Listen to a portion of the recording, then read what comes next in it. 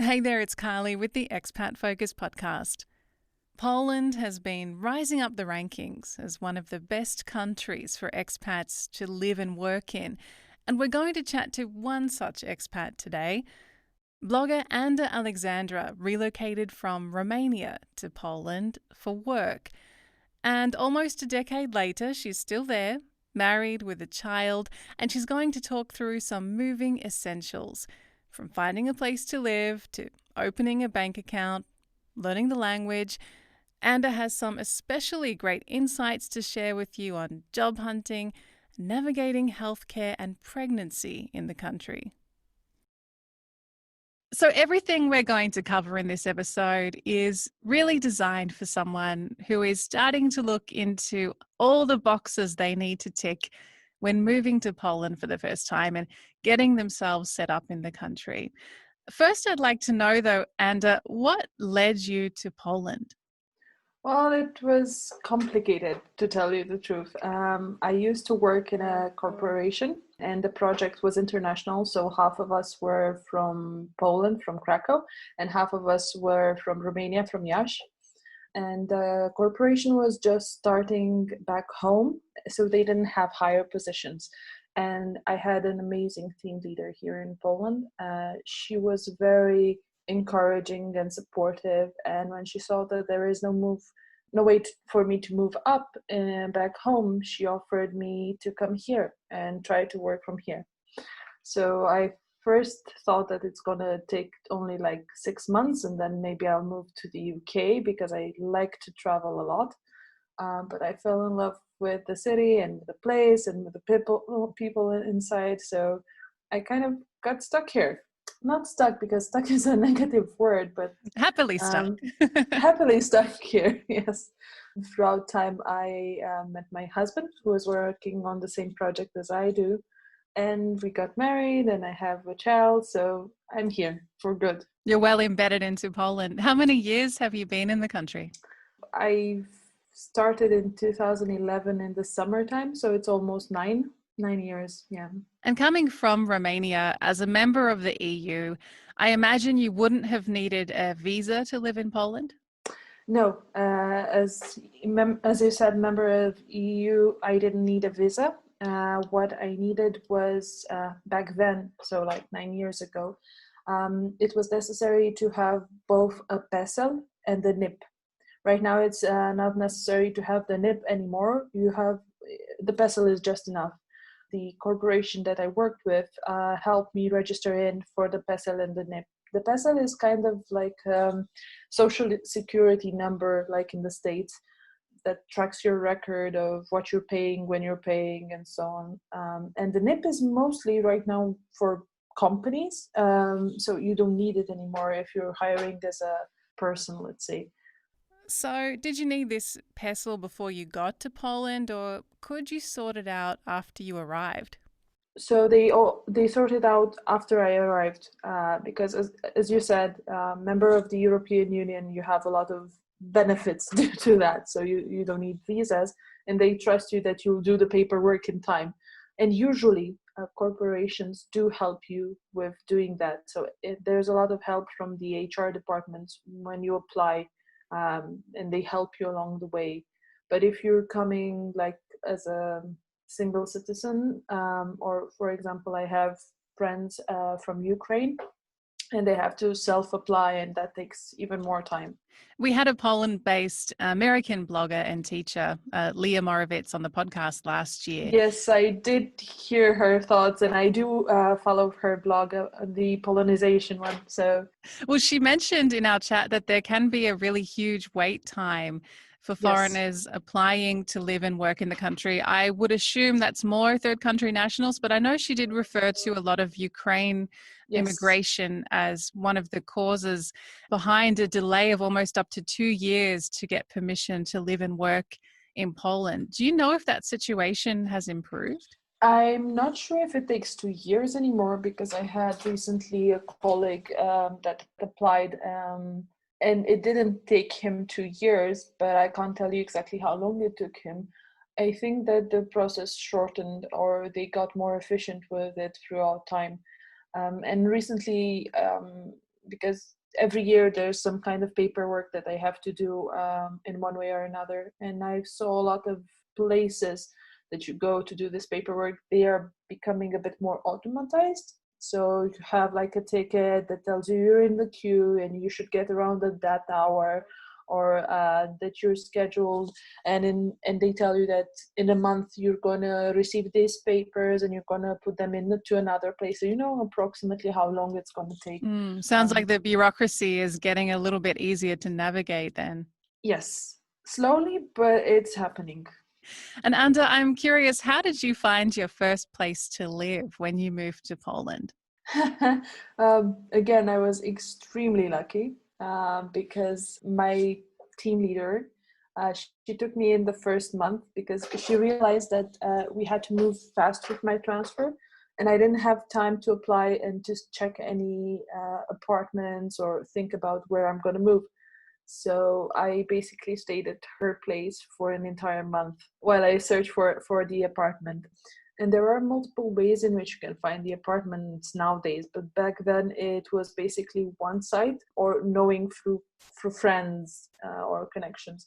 The main site that was used back then, and it's still being used right now quite heavily, it's called Gumtree. People would advertise and you would go there and you would check the apartments.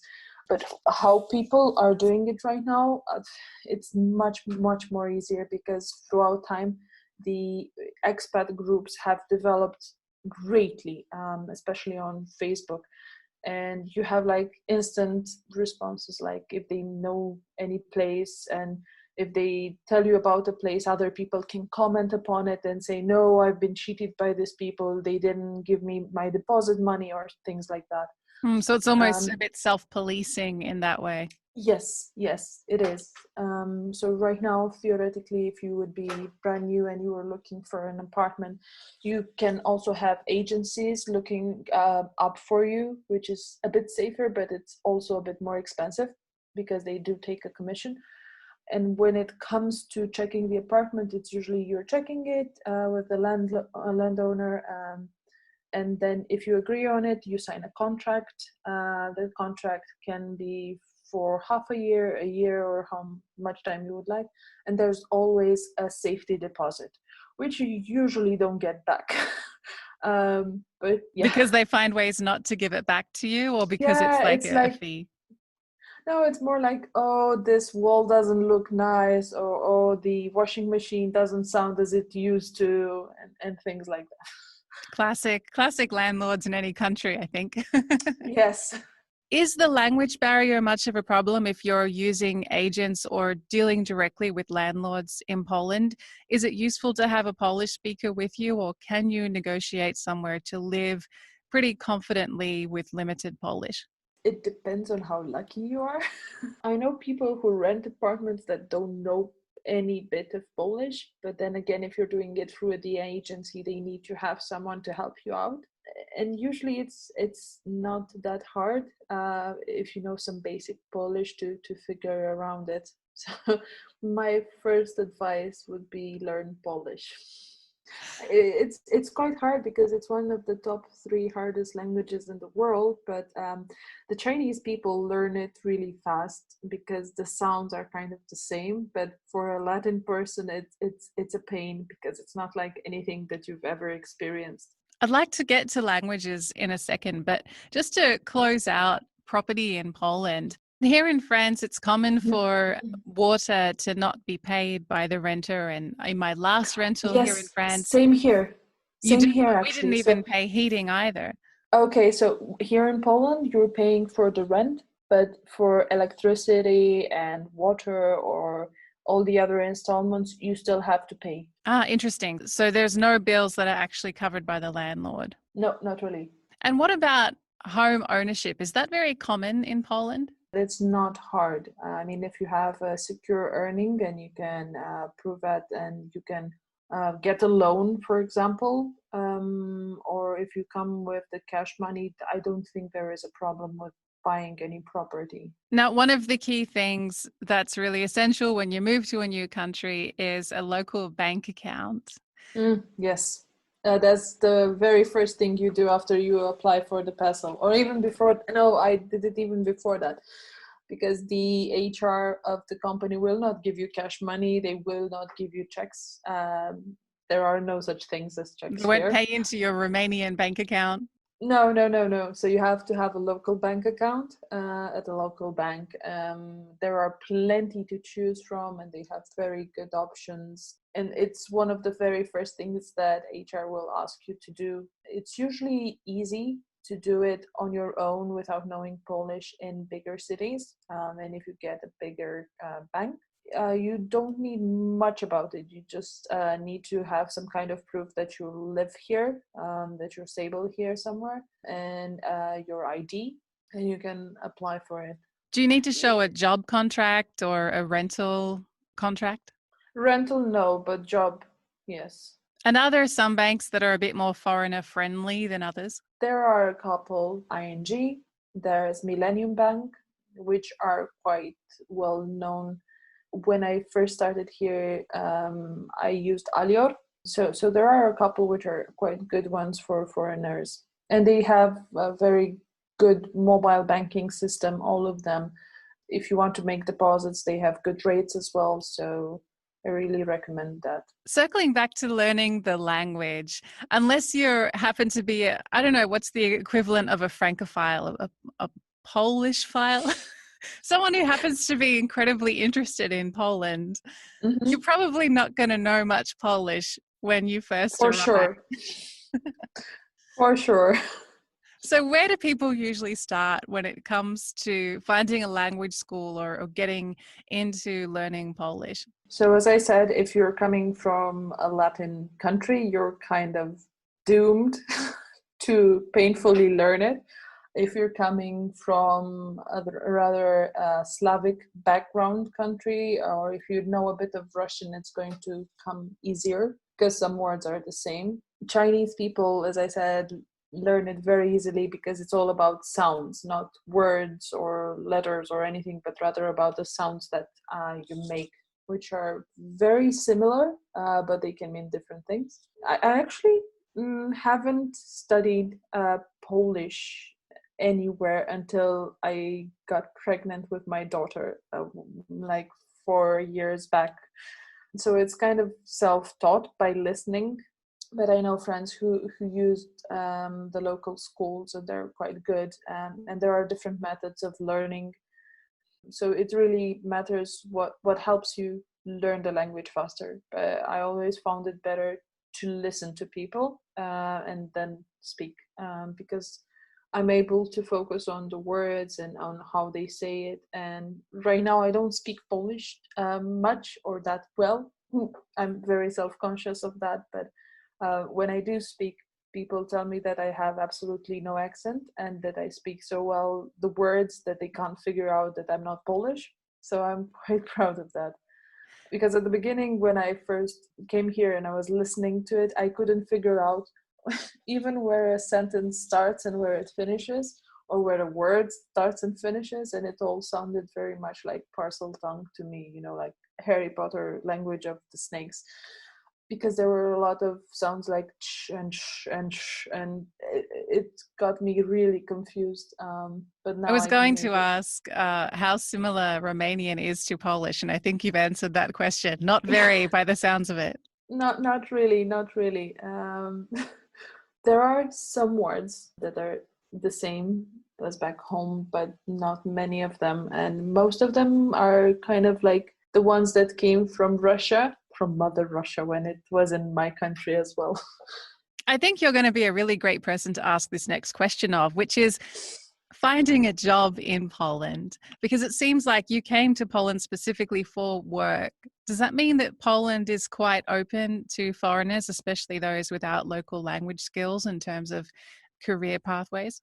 They are open, especially in corporations, because if you are good with languages, or if you're good in what you're doing and you're getting hired into a corporation, you have the opportunity to move between countries if you wish for it, right? So I was hired in the corporation for English language, so not for Romanian even.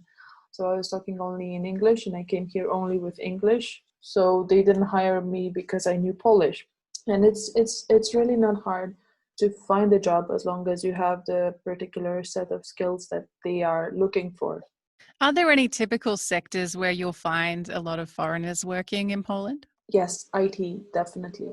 Definitely IT. You have a lot of business analysts, consulting specialists. You have the people who learn multiple languages, and they're also in call centers because they get paid a lot for multiple languages. And where do you start if you're looking for a job in Poland? Are there specific job sites that locals tend to use? Yes, you could try Pracuj.pl. That's the most often used one. I don't use it as much. I know that my friends always use it. When I switched my job, I always switched it through LinkedIn because a lot of people are looking for you on LinkedIn as well. And if you're a good match with the skills that you have, then it's no problem. And is it useful to have your CV in both Polish and English? Or if you're not looking for a job that is working in Polish, is having a CV in Polish kind of unnecessary? It's unnecessary. I don't have a CV in Polish. I've never had a CV in Polish, and even if I'm applying for companies here in Poland, I use the English one because always for corporations and in general in business life, the main language is English. So I never felt the need for it, and nobody from HR ever pointed out that I should have one because I'm foreigner, right? So they don't feel the need.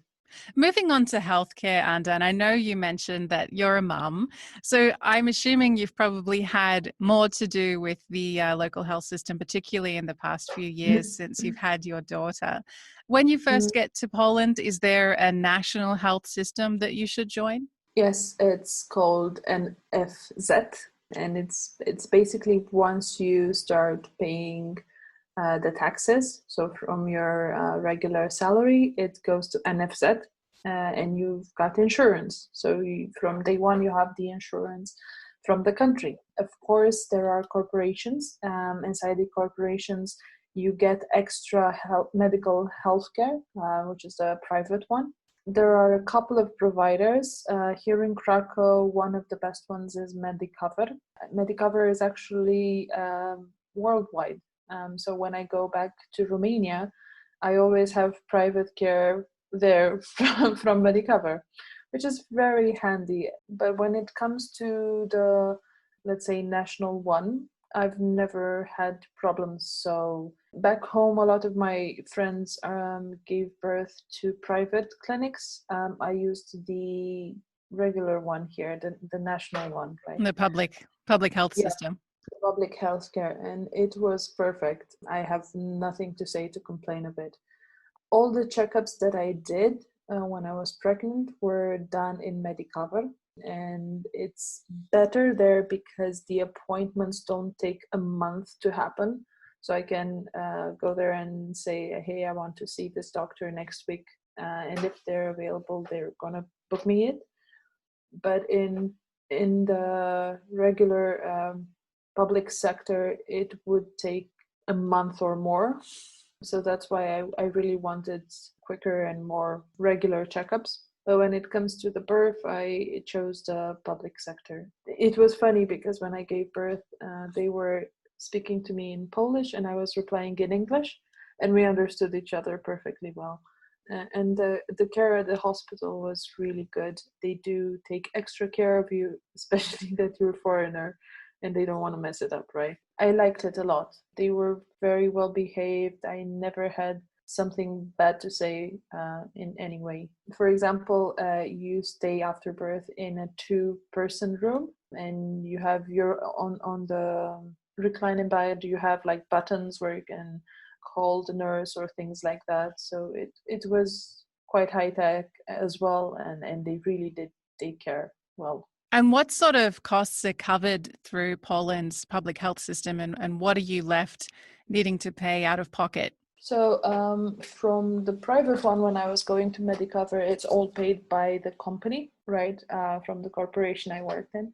But in the public one, when I gave birth, I didn't actually have to pay for anything. The giving of the birth, all the medicaments, staying there 3 days, all the shots that the small one gave, I didn't have to pay for absolutely anything at all. And there are no bribes. You don't have to pay someone underhand or give flowers or candies. We wanted to do something nice at the end and give them flowers, and they were so shy to accept even that, right? It was really a good service. When it comes to the small one, you have to have certain shots throughout the baby's life, right? Like every month or every 3 months, or when they turn 1 year Like old. the vaccinations. Yes, Yeah. yes, yes, exactly. So those are also free from the country. There are also additional ones that you can take that you need to pay for, but we took only the standard ones.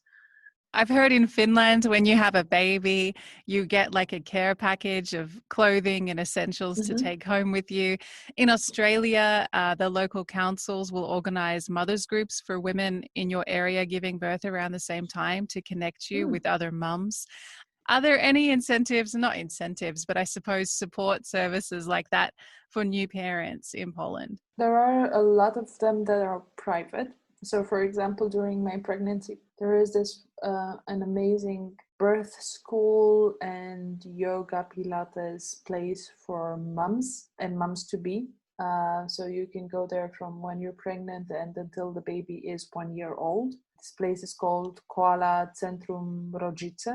So it's like Koala, the center for families. I know women who actually went there, and after 2 hours they went to give birth. Oh, So wow, they were committed. yeah, no, yeah, but it really helps you, especially if you're doing natural birth.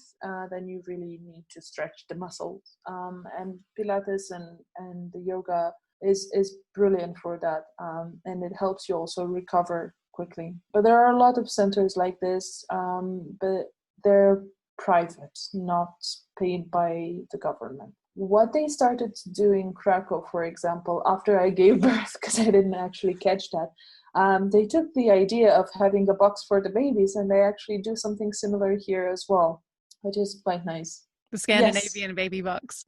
yes, exactly. They have a lot of help for families that have many children or children with disabilities. If you have more than 2 kids, there are a lot of gratuities and things that would help the family. My final question might be one that you're not too up to speed with yet, depending on how old your daughter is. But I'm curious about the education system in Poland and what the options are for foreign families that are moving to the country and looking to put their children in local schools. So, as usual, from kindergarten, preschool is called żłobek here. Żłobek is up to the age of 3.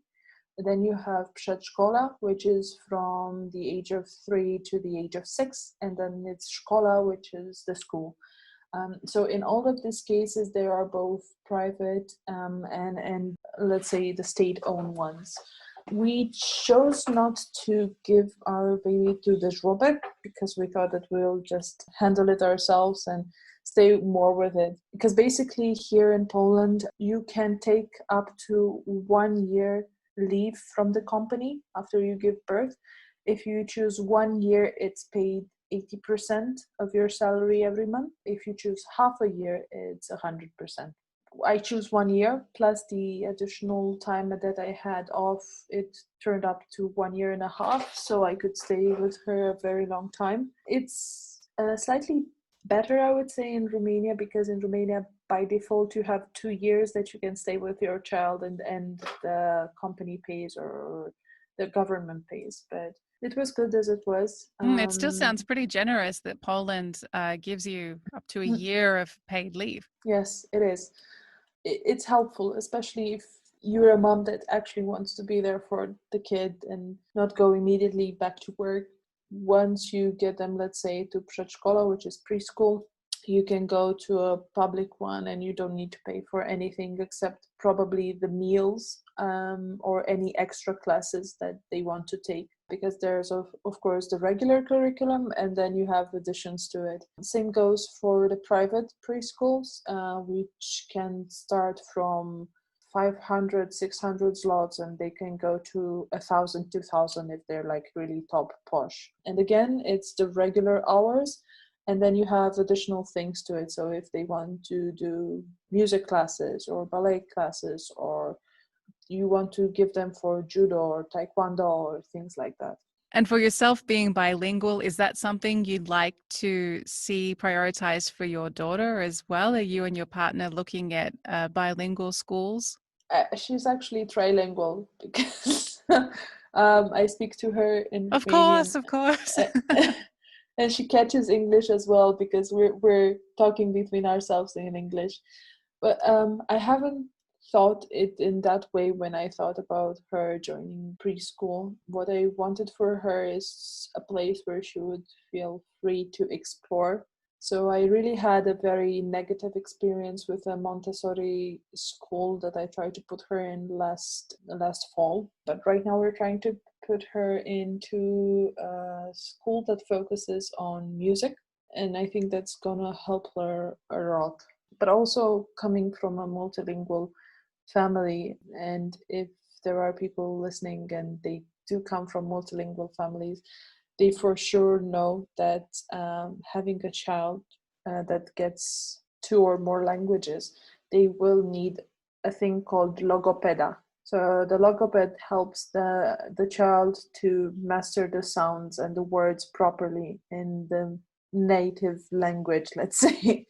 So this is what also my daughter had. And what will her native language be, out of interest? If you're speaking Romanian, I'm assuming your partner is Polish, and then Mhm. between you, you're speaking English. It's going to be slightly confusing for her because my grandmother and my mother helped me raise her up.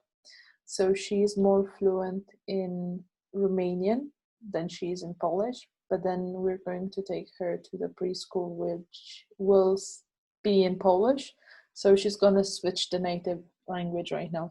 We will continue in Poland with the school. She has to have Polish as the native one. It's all about the balance, right? Yes, this is good for her because I can see the way she thinks and she acts, and she develops. And having two or more languages really does something special to a child's mind. And the child's mind is always like a sponge, and they absolutely attract all the information and it gets stuck there. And it's fascinating to see that. And it's funny the way she makes the connections between the languages and the things that she finds funny, because there might be a word in Polish that sounds similar to the one in Romanian or the one in English, and I would see her laugh and see that she catches the joke much quicker than I would ever be able to, because I wasn't taught, Native, yeah. three languages at once, but yeah. Just finally, Anda, I'm curious, if you had to do your move to Poland again, what do you think you would do differently? Maybe learn a bit of Polish beforehand. That would come in handy a lot. But Isn't a yes, that crystal would ball amazing? it would come in handy because I see people who have this advanced start of already knowing or at least understanding what people around them are talking. And for me, it was like, are they gossiping about me? Are they saying something bad? I'm not sure what they're saying. So until I caught it, it was hard.